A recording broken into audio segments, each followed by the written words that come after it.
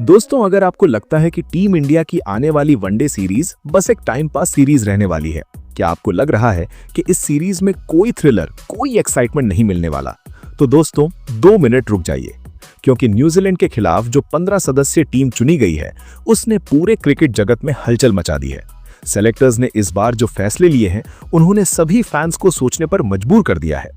ये एक जोखिम भरा दाव भी हो सकता है और एक ऐतिहासिक कदम भी। अब सवाल ये है कि क्या रोहित शर्मा और विराट कोहली जैसे दिग्गजों की मौजूदगी में किसी युवा खिलाड़ी को कप्तानी देना सही निर्णय है, या फिर ये फैसला भारत के क्रिकेट भविष्य को एक नई दिशा देने की कोशिश है?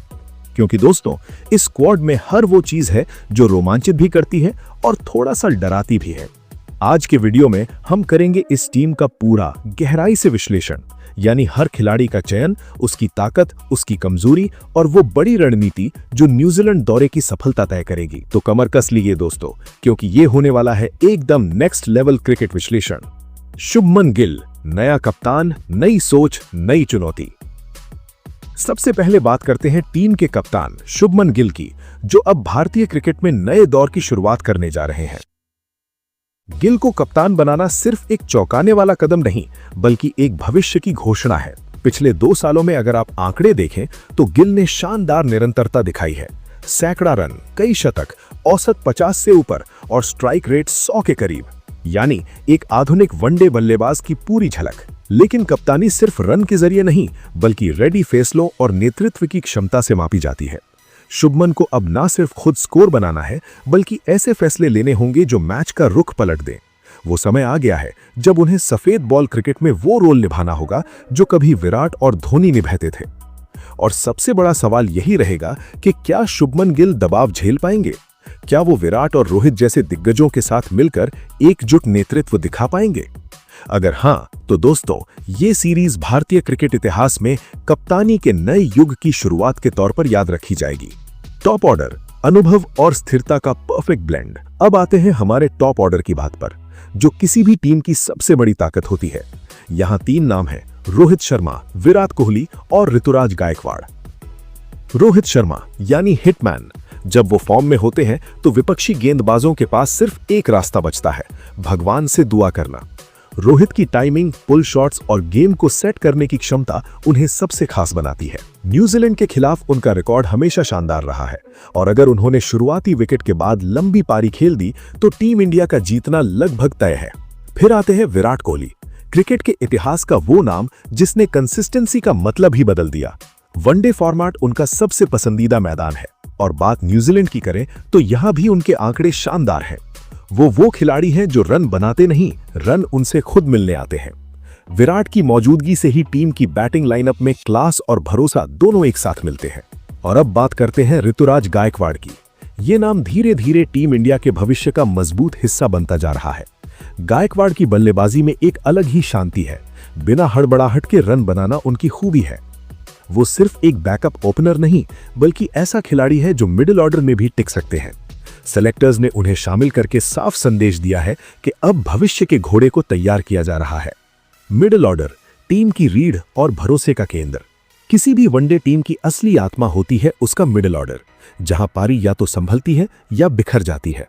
यहां हमारे पास है केएल राहुल, ईशान किशन, श्रेयस अय्यर और तिलक वर्मा। केएल राहुल टीम के सबसे भरोसेमंद बल्लेबाजों में से एक है। वो जानते हैं कब सिंगल लेना है और कब पारी को तेज करना है। उनका अनुभव और स्थिरता उस समय काम आएंगे जब भारत को शुरुआती झटके लगेंगे। साथ ही उनके पास विकेट कीपिंग का भी रोल है, यानी सेलेक्टर्स ने एक तीर से 2 निशाने साधे हैं। ईशान किशन युवा जोश और फियरलेस अप्रोच का चेहरा है। उनके पास ऐसी एनर्जी है जो किसी भी मैच का चेहरा पलट सकती है। बाएं हाथ का बल्लेबाज होने का फायदा यह है कि विपक्षी बॉलर को लाइनों और लेंथ बदलनी पड़ती है, जो मनोवैज्ञानिक बढ़त देती है। अब आते हैं श्रेयस अय्यर पर। एक बार फिर टीम में उनकी मौजूदगी राहत की बात है। उनका स्पिनर्स के खिलाफ आत्मविश्वास, मिडिल ओवर्स में स्ट्राइक रोटेट करने की क्षमता और संकट में शांत रहना उन्हें मध्य क्रम का संतुलन बनाता है। और तिलक वर्मा सबसे दिलचस्प चयन। उनमें नया जोश, बेखौफ अंदाज और आधुनिक क्रिकेट की ताकत एक साथ है। वो न सिर्फ आक्रामक बल्लेबाजी करते हैं, बल्कि अपनी पार्ट टाइम ऑफ स्पिन से टीम को अतिरिक्त विकल्प भी देते हैं। तिलक वो खिलाड़ी हैं जो आने वाले वक्त में टीम के लिए बिग मैच प्लेयर साबित हो सकते हैं। और अब ऑलराउंडर्स बारी। एक सफल टीम का असली राज है उसके ऑलराउंडर्स। और दोस्तों, भारत के पास यहाँ 3 शानदार विकल्प हैं: रविंद्र जडेजा, अक्षर पटेल और नीतीश कुमार रेड्डी। रविंद्र जडेजा का नाम आते ही हर भारतीय फैन के चेहरे पर गर्व झलकता है। वो सिर्फ एक फील्डर या स्पिनर नहीं, बल्कि संपूर्ण क्रिकेटर हैं। उनकी स्पिन न्यूजीलैंड की पिचों पर बॉल को रोक सकती है और उनकी तेज बल्लेबाजी अंत के ओवरों में भारत को अतिरिक्त 20 रन दे सकती है। अक्षर पटेल एकदम संयमित और सटीक खिलाड़ी। उनकी लाइन, लेंथ और कंट्रोल लाजवाब है। अगर जडेजा को थोड़ा आराम चाहिए तो अक्षर हर तरह से वही डिलीवर कर सकते हैं जो टीम चाहती है। दोनों मिलकर भारत को स्पिन और बैटिंग दोनों में मजबूती देते हैं। तीसरा नाम है नीतीश कुमार रेड्डी। टीम में एकदम ताजी हवा की तरह तेज गेंदबाज ऑलराउंडर के रूप में उनकी एंट्री बेहद महत्वपूर्ण है। हार्दिक पांड्या की भूमिका निभाने के लिए भारत को लंबे वक्त से किसी बैटअप की जरूरत थी और नीतीश वो जवाब बन सकते हैं। उनकी मीडियम फास्ट स्विंग न्यूजीलैंड की पिचों पर बहुत असरदार रह सकती है। गेंदबाजी यूनिट भारत का असली हथियार। अब बात करते हैं गेंदबाजी की, क्योंकि न्यूजीलैंड जैसी जगह पर गेंदबाजी ही असली मैच विनर साबित होती है। भारत के पास यहाँ 4 धुरंधर हैं: कुलदीप यादव, मोहम्मद सिराज, अर्शदीप सिंह और हर्षित राणा। कुलदीप यादव इस वक्त अपने करियर के बेहतरीन दौर में हैं। उनकी गुगली और वेरिएशन ने पिछले साल कई बड़े बल्लेबाजों को उलझा कर रखा। बीच के ओवरों में विकेट निकालना उनकी खासियत है और यही मध्य ओवरों में विपक्ष की कमर तोड़ सकता है। मोहम्मद सिराज वो आग, वो इंटेंसिटी और वो अटैकिंग मेंटालिटी जो किसी भी टीम को दबा सकती है। नई गेंद हो या डेथ ओवर्स, सिराज का जोश हर स्पेल में झलकता है। उनकी स्विंग और एग्रेशन न्यूजीलैंड के मैदानों में घुसपैठ करने को तैयार है। अर्शदीप सिंह एक ऐसा विकल्प है जो भारत को लेफ्ट आर्म वेरिएशन देते हैं। उनकी डेथ ओवर यॉर्कर्स कई बार भारत को संकट से निकाल चुकी हैं। वो शांत हैं पर बेहद घातक। अब आते हैं नए योद्धा हर्षित राणा पर। उनकी रफ्तार, बाउंसर्स और एग्रेशन से सिलेक्टर्स ने उन्हें चुना है ताकि भारत की पेस बैटरी को और तेज किया जा सके। वो युवा हैं लेकिन रोमांच से भरे हुए हैं और ऐसा खिलाड़ी जब न्यूजीलैंड के बल्लेबाजों पर चढ़ाई करता है तो उसका प्रभाव तुरंत दिखता है। क्लाइमैक्स, रिस्क, रिवॉर्ड और रेवोल्यूशन। इस पूरी टीम की कहानी एक शब्द में कही जा सकती है: बदलाव।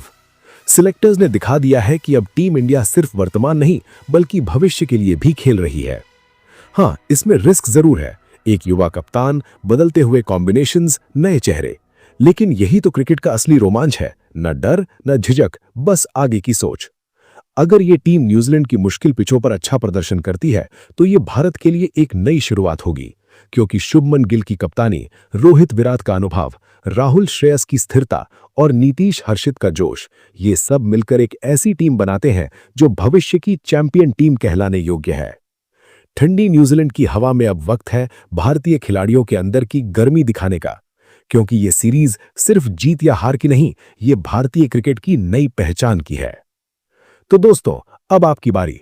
क्या आपको लगता है कि इस 15 सदस्यीय टीम में किसी और खिलाड़ी को मौका मिलना चाहिए था, या फिर ये स्क्वाड परफेक्ट है और भारत को जीत की राह पर ले जाएगा? नीचे कमेंट में बताइए अपनी राय और चैनल को सब्सक्राइब जरूर करें ताकि आपको मिलती रहे क्रिकेट की हर बड़ी खबर और ऐसा ही गहरा वाला विश्लेषण सबसे पहले।